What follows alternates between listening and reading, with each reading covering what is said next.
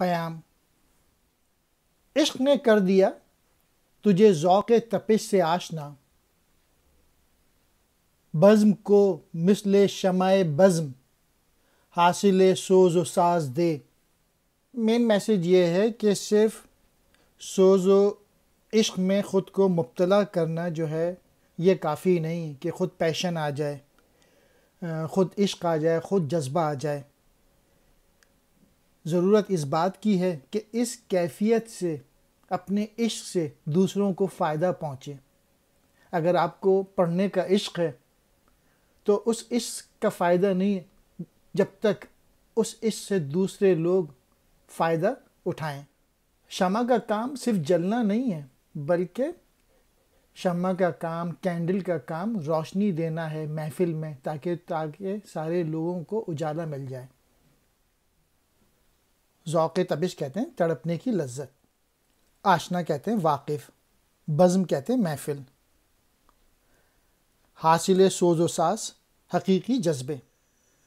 شان کرم پہ ہے مدار عشق گرہ کشائے کا، دیر و حرم کی قید کیا جس کو وہ بے نیاز دے۔ اب اقبال نے اس شعر میں کہا ہے کہ جس کو عشق حاصل ہو گیا، یہ اللہ کی رحمت ہے۔ یہ مشکلات حل کرنے والا عشق جو ہے یہ اللہ کی رحمت سے حاصل ہوتا ہے، اور یہ اللہ تعالیٰ ہی کی مرضی ہے کہ وہ جسے چاہے عطا کرے۔ اس کے لیے ضروری نہیں کہ جسے نوازا جا رہا ہے وہ کعبے میں رہنے والا ہو یا بت خانے میں، بے شک اللہ جو ہے وہ بے نیاز ہے۔ عشق کو اگر مشکلات کا حل تصور کر لیا جائے تو یہ تسلیم کرنا پڑے گا کہ یہ دولت اللہ تعالیٰ کی طرف سے حاصل ہوتی ہے۔ عشق کے گرہ کشائے، مشکلات حل کرنے والا عشق۔ دیر کہتے ہیں بت خانے کو، بے نیاز اللہ تعالیٰ۔ حرم کعبے کو کہتے ہیں، یہاں مراد مسلمان ہیں۔ صورت شمع نور کی ملتی نہیں قبا اسے، جس کو خدا نہ دہر میں گریائے جان گداز دے۔ مین میسیج یہ ہے کہ کوئی بھی بلند مرتبہ جد و جہد تکلیف اٹھائے بغیر حاصل نہیں ہو سکتا۔ کوئی بھی ماؤنٹین پہ چڑھ رہا ہے، پہاڑ پہ چڑھ رہا ہے اور چڑھتے چڑھتے ٹاپ پہ پہنچ گیا، وہ بڑا تکلیف دہ عمل ہے، یہ بہت محنت کرنی پڑتی ہے۔ اسی طریقے سے کسی بھی پروفیشن میں ٹاپ پہ انسان کو پہنچنے کے لیے بہت محنت کرنی پڑتی ہے۔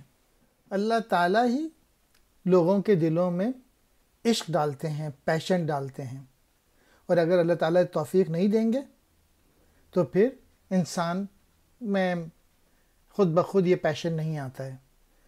وہی تمام اسباب کا مالک ہے، وہ خود ہی سبب پیدا فرماتے ہیں، وہی نوازتا ہے عشق، اور جس سے کام لینا ہو اللہ تعالیٰ ہی ہر انسان کے دل میں وہ جذبہ ڈالتے ہیں۔ قبا کہتے ہیں لباس کو، دہر زمانہ، گریائے جاں گداس روح کو پگھلا دینے والا رونا۔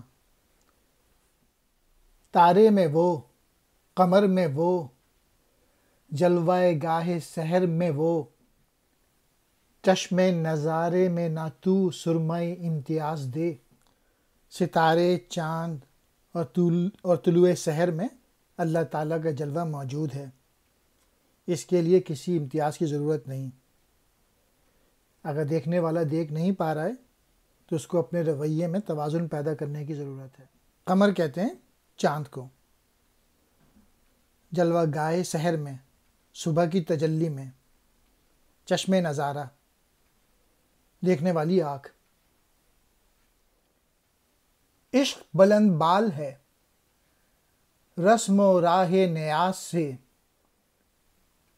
حسن ہے مست ناز اگر تو بھی جواب ناز دے۔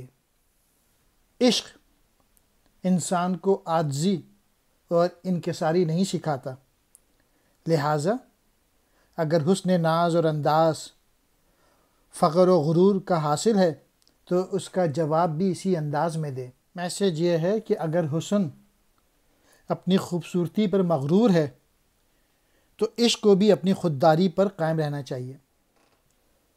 مست ناز، اپنی اداؤں میں مگن، جواب ناز دے، حسن والا انداز اختیار کر، رسم و راہ نیاز،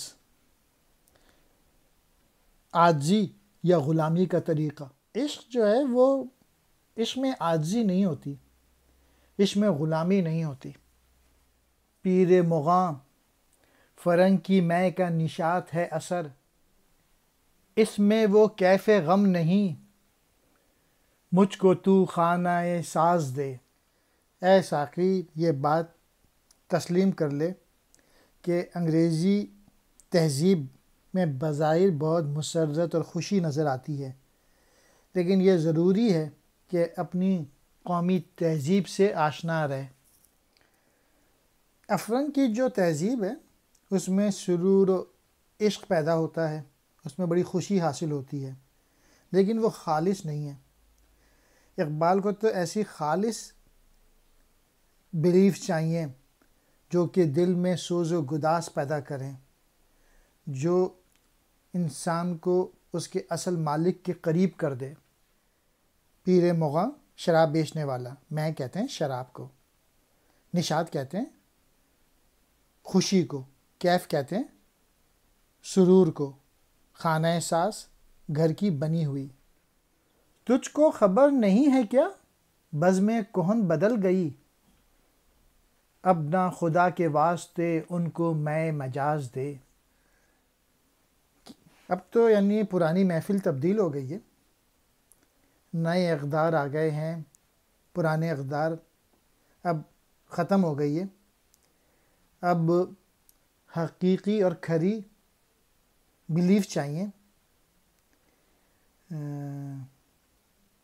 یعنی ایسے بلیف چاہیے جس سے انسانیت کی بھلائی اور دین اسلام کی سربلندی حاصل ہو۔